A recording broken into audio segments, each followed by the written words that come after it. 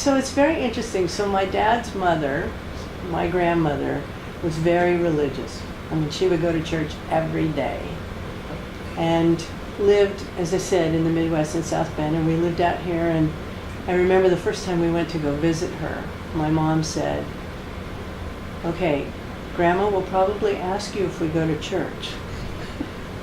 And so you can tell a little white lie that, yes, we do.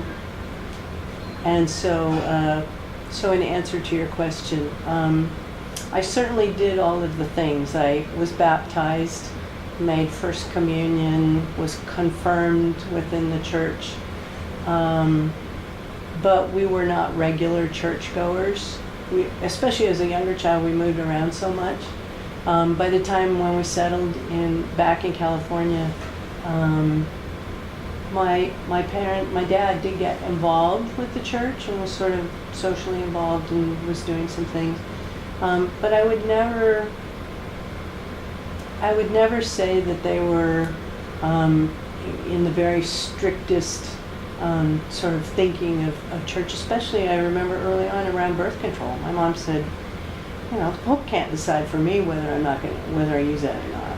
And so, I would say, in answer to your question, certainly an umbrella of religion, but not following, in terms of very rigid strictures of the church. But I would say, there's a point by the time I'm a young adult, and I've already started to question the strictures of the church. In fact, it was interesting. I was remembering this recently. I must have been about 5 or 6, and I remember, actually no, it would have been younger because we were still living in San Diego. And I remember saying to her, so the rule that you have to go to church on Sunday, that's not like God's rule. That's a church rule, right? She said, yeah, you're right.